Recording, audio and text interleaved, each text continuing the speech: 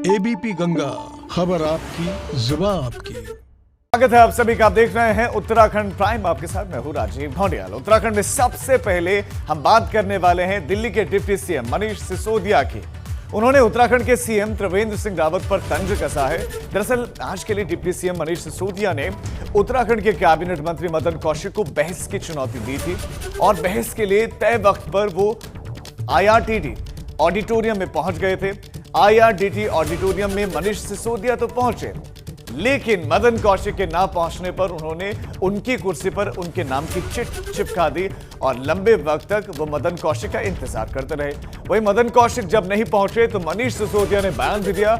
उन्होंने कहा कि मदन कौशिक उनके सामने उत्तराखंड सरकार के 5 काम तक नहीं गिनवा पाए, तो इस बात की तस्दीक करता है कि त्रिवेंद्र सरकार उत्तराखंड के विकास में पिछले 4 साल में कोई काम नहीं कर पाई है।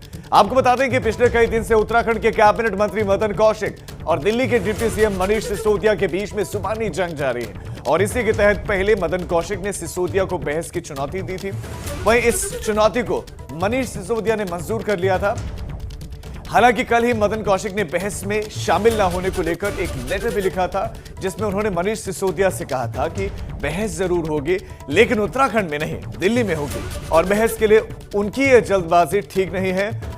मनीष सिसोदिया ने कहा कि मदन कौशिक उनसे बहस के लिए इसलिए कतरा रहे हैं क्योंकि उनकी सरकार ने कोई काम नहीं किया।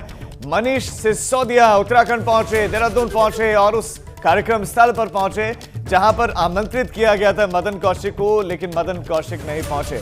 मदन कौशिक के नहीं पहुंचने से सवालों का सिलसिला शुरू हुआ जो थम नहीं रहा है।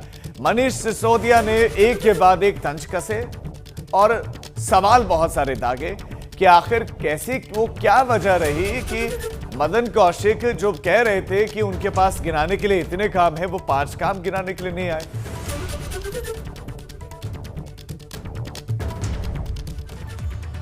अब आपको सुनाते हैं इस दौरान मनीष सिसोदिया ने क्या कुछ कहा और कैसे त्रिवेंद्र सरकार पर उन्होंने तंज कसा। ये 100 योजनाएं हो सकता है उन्होंने कागजों पे बना के रखी हो त्रिवेंद्र रावत जी ने, लेकिन अगर जमीन पे उतरी होती, जमीन पे लोगों को फायदा हुआ होता, शिक्षा में कुछ स्कूल अच्छे हुए होते, प्राइवेट स्कूलों की फीस कम हुई होती या रोकी होती, बिजली सस्ती की होती, पानी पे कुछ काम किया होता, रोजगार महिला सुरक्षा पे काम किया होता, तो आते जरूर। असलियत यह है कि कोई काम नहीं किया, इसीलिए आए नहीं। वो छोटी सी त्रुटि पे उन्होंने जितना मैंने देख लिया था, वो उनका एक छोटी सी त्रुटि पे, मैं आ रहा हूं प्रेस वार्ता में भी आप पूछ सकते हो बात, छोटी सी त्रुटि पत्र में और उसके बाद दूसरा पत्र भी, दूसरी ईमेल भी उनको भेज दी उसी वक्त और उसी दिन ट्वीट करके भी कह दिया था। तो उस पर जितना ध्यान दिया, उतना ध्यान अगर उत्तराखंड के स्कूलों पर देख लिए होते तो एक आध स्कूल ठीक हो जाता। मनीष सिसोदिया का बयान आपने सुना। उन्होंने एक के बाद एक हर एक विभाग से जुड़े हुए सवाल पूछे, सवाल उठाए, तंज भी साथ साथ में कसे कि पहले जो प्रक्रिया है उस प्रक्रिया में कुछ जो त्रुटियां मनीष सिसोदिया की तरफ से थी उसको उजागर किया। जब उसको ठीक करके भेजा गया उसके बाद फिर एक्सेप्ट ही नहीं किया गया और ट्वीट करके जवाब दिया जाता रहा है। और मनीष सिसोदिया तो पहुंचे, मनीष सिसोदिया पहुंचे और वो इंतजार करते रहे, वो बैठे रहे। वहां पर आम आदमी पार्टी के कार्यकर्ता भी थे, वहां पर मीडिया जगत के लोग भी थे, पत्रकार भी वहां पर थे। तो एक अलग स्ट्रैटेजी के साथ उत्तराखंड में आम आदमी पार्टी काम करते हुए दिखाई दे रहे हैं, अपने प्रचार को आगे बढ़ाती दिख रही है। और इस खबर पर हमारे संवाददाता विनोद हमारे साथ जुड़े हैं, साथ ही साथ हमारे उत्तराखंड ब्यूरो चीफ अजीत राठी भी हमारे साथ जुड़े हैं। अजीत, सबसे पहले मैं आपके पास आना चाहता हूं, एक नई स्ट्रैटेजी के साथ आम आदमी पार्टी उतरी है या फिर ये आजमाया हुआ नुस्खा है जिसका इस्तेमाल कर रही है आम आदमी पार्टी उत्तराखंड में? राजीव, देखिए ये बात तो हम सब लोग समझते हैं, जितना भी इसका बौद्धिक स्तर है वो इस बात को तो समझने के काबिल है ही कि जो चर्चा होती है, जो बहस होती है, ये एक स्वस्थ चर्चा अगर आप कर रहे हैं तो लोकतंत्र के लिए बहुत ही अच्छी होती है। और ये जो जिस चर्चा की हम बात कर रहे हैं, ये भले एक राजनीतिक दल से जुड़ी हुई हो, लेकिन अगर किसी ने 5 काम पूछे हैं तो 5 काम बताने में हर्ज क्या है? अभी किसी आम जनमानस के समझ में एक बात ये नहीं आ रही है। कल रात तक मदन कौशिक इसी शहर में थे, देहरादून में थे, और उन्होंने मात्र एक पत्र की एक त्रुटि दिखाकर एक बहानेबाजी करने की उनकी जो एक जो भावना परिलक्षित हो रही है, तो उसी की वजह से वो यहाँ से पलायन कर गए। और मनीष सिसोदिया दिल्ली के उप मुख्यमंत्री तय समय पर अपने ऑडिटोरियम में पहुंचे और उन्होंने वहां 2 कुर्सियां डलवाई, एक पर वो खुद विराजमान थे, एक पर मदन कौशिक की पट्टी लगाकर रख दी गई।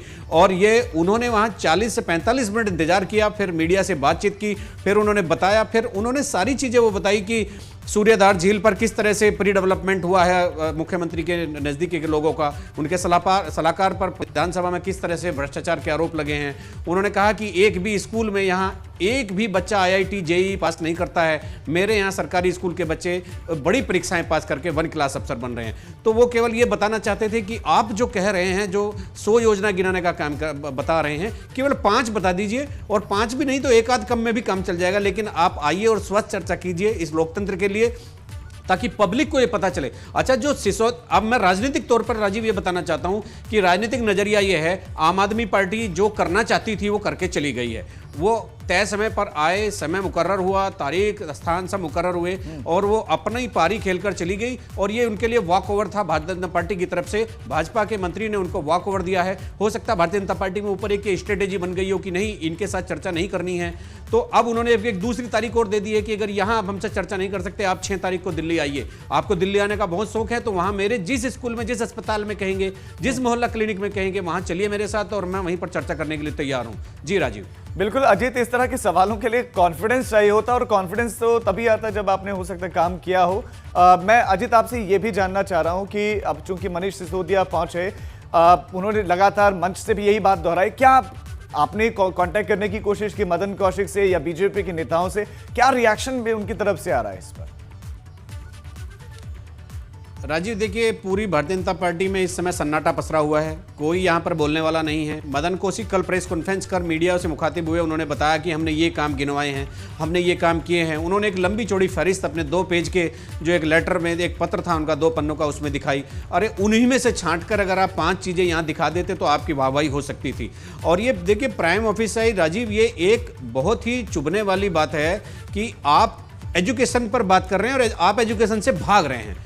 एक आदमी दिल्ली से चलकर आपकी एजुकेशन सिस्टम पर बात करने आपके प्रदेश में आ रहा है और आप इसे प्लान कर रहे हैं। तो ये एक बहुत मास लेवल पर एक मैसेज, एक आम जनमानस के पटल पर यह बात एक चली गई है कि मदन कौशिक से बहस करने के लिए, एक स्वस्थ चर्चा करने के लिए, और राजनीतिक नहीं, 5 काम गिनाने के लिए, आपकी एजुकेशन और हेल्थ सिस्टम पर बात करने के लिए डिप्टी चीफ मिनिस्टर दिल्ली यहाँ आए हैं और आप यहाँ से माइग्रेट होकर आप जिस मैसेज का आप बात कर रहे हैं उसका मौका तो कहीं ना कहीं ऐसा लगता है कि बीजेपी ने खुद दिया है कि आप इस तरह का मैसेज आए जनता के बीच में कि बीजेपी ने शायद कोई काम नहीं किया किसी भी क्षेत्र में, शिक्षा के क्षेत्र में तो खास तौर पर। हमारे साथ हमारे संवाददाता विनोद भी बने हुए। विनोद, मनीष सिसोदिया इस वक्त कहां पर हैं? अब उनका अगला स्टेप क्या है? क्या कार्यकर्ताओं से रूबरू हो रहे हैं?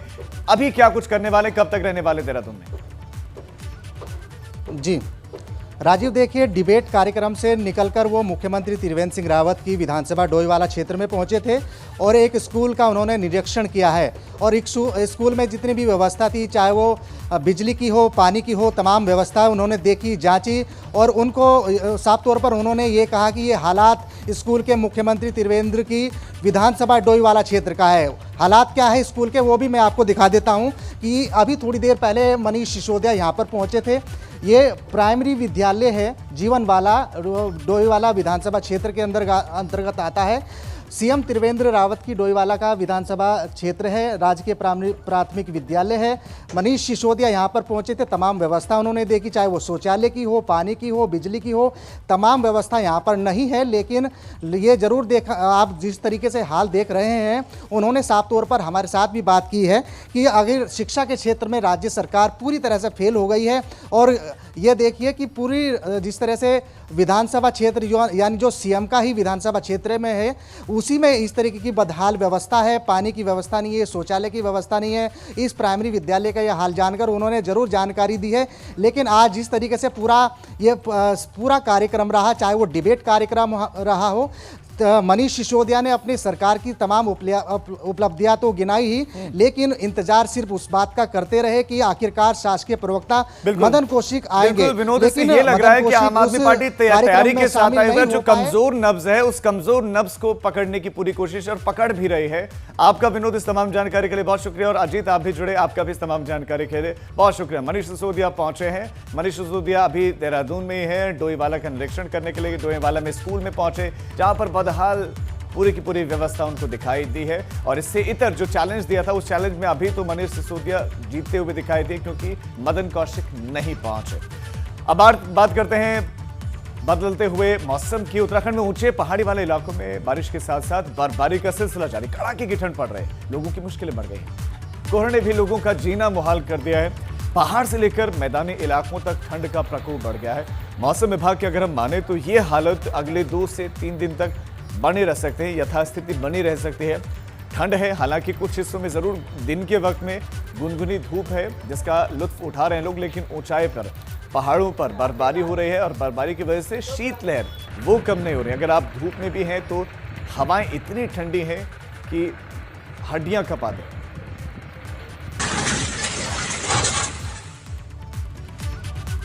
इधर हरिद्वार में भी मौसम खराब है। आज कोहरे के साथ साथ बादल छाए हुए हैं, पहाड़ों पर बर्फबारी हुई है, और उसके बाद से ठंड बढ़ी हुई है। लोग अलाव का सहारा ले रहे हैं, आग का सहारा ले रहे हैं, और शीतलहर से खुद को बचा रहे हैं, ठंड से खुद को बचा रहे हैं। ये सुबह की तस्वीरें हैं, ये सुबह की तस्वीरें हैं। सुबह विजिबिलिटी बेहद कम देखी। हरिद्वार में विजिबिलिटी कम थी, तो ऐसे में जो बेसहारा लोग हैं, जो बाहर सो रहे हैं, उनके लिए बहुत मुश्किल परिस्थिति है, मुश्किल घड़ियाँ उन लोगों के लिए।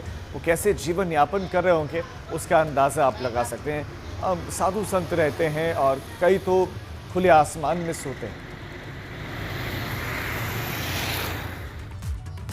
बद्रीनाथ धाम से कुछ सुकून देने वाली तस्वीरें सामने आई, वो तस्वीरें आपको दिखाते हैं। हल्की बर्फबारी के बाद जो नज़ारा दिखा वो मंत्र मुग्ध कर देने वाला था, और ये नज़ारा आपके सामने भी। ये तस्वीरें हैं बद्री विशाल के दर की, बाबा बद्रीनाथ धाम की। नज़ारा बेहद दिलकश, बेहद खूबसूरत, और आंखों को ठंडक पहुंचा देने वाला, राहत पहुंचाने वाला नज़ारा है। बद्रीनाथ धाम में रुक रुक कर बर्फबारी हो रही है, तापमान माइनस में है, और बद्रीनाथ धाम में पड़ रही इस कड़ाके की ठंड की वजह से स्थानीय जो लोग जो वहाँ पर कुछ रुके हुए हैं उनको परेशानियाँ तो हो रही हैं, लेकिन उसके बाद भी रह रहे हैं वहाँ पर। और बर्फ ही बर्फ जहाँ तक नजर जाती है, चाहे वो बाबा का दर हो, प्रांगण हो, या दूर ऊंची ऊंची चोटियां हो, या ये घाटी हो।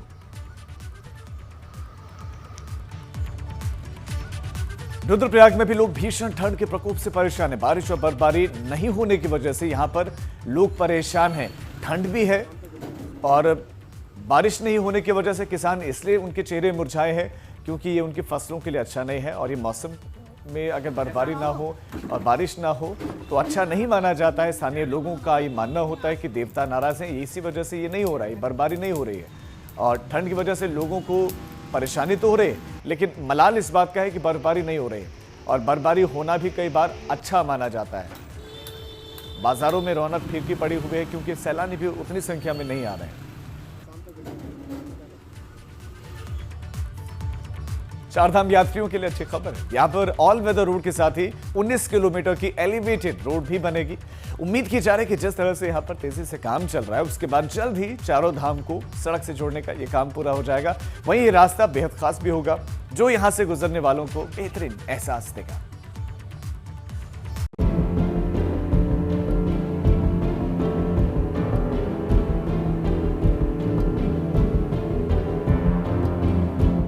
उत्तराखंड में चारधाम यात्रा के लिए आने वाले श्रद्धालुओं के लिए बेहद अच्छी खबर है क्योंकि यहाँ पर ऑल वेदर रोड का काम बेहद तेजी के साथ चल रहा है। ऐसे में उम्मीद है कि जल्द ही इसे पूरा भी कर लिया जाएगा।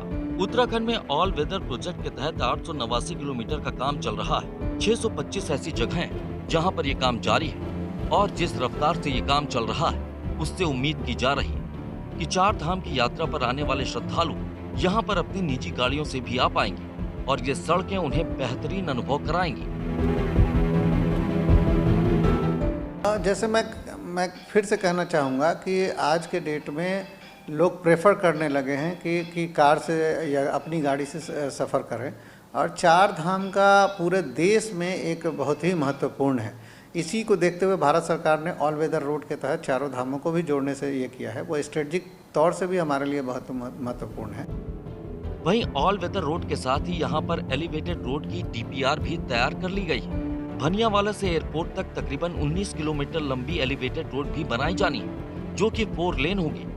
ऐसे में एयरपोर्ट से जो भी यात्री निकलेंगे उन्हें इसकी वजह से काफी सुविधा होगी, क्योंकि एलिवेटेड रोड की वजह से ना तो वो जाम के झाम में फंसेंगे और ना ही उन्हें कहीं पहुंचने में दिक्कत होगी। ये प्रस्ताव हम अभी भेज रहे हैं और इसमें लगभग 19 किलोमीटर की लंबाई है, जिसमें कि भानियावाला तक ऑलरेडी हमारी सड़क बन चुकी है, NHA नेशनल हाईवे के द्वारा बनाई गई है। और उनको ही अब हम प्रस्ताव भेज रहे हैं, क्योंकि पांवटा साहब वाली जो हाईवे है वो कहीं ना कहीं उसका ऋषिकेश तक जुड़ना ज़रूरी है। इसलिए हमारा ये प्रस्ताव है कि वो 18 किलोमीटर भी जो अवशेष है उसको जल्दी से जल्दी 4 लेन करने की कार्रवाई सुनिश्चित कर दी जाए। तो साफ है कि जल्द ही 4 धाम की यात्रा के लिए पहुंचने वाले यात्रियों को इस यात्रा में बेहद सुखद एहसास महसूस होगा, क्योंकि जब भी वो इस यात्रा पर आएंगे तो उनका स्वागत यहाँ पर ऑल वेदर रोड करेंगे, जिनका निर्माण इस तरह से किया जा रहा है जिससे लोगों की सुरक्षा बरकरार रहेगी। वहीं एयरपोर्ट से जोड़ने वाली एलिवेटेड रोड इसमें 4 चांद लगाएगी, जिसकी मदद से लोग बिना जाम की दिक्कत के अपनी मंजिल तक पहुंच पाएंगे। देहरादून से विनोद कुमार के साथ ब्यूरो रिपोर्ट, ABP गंगा।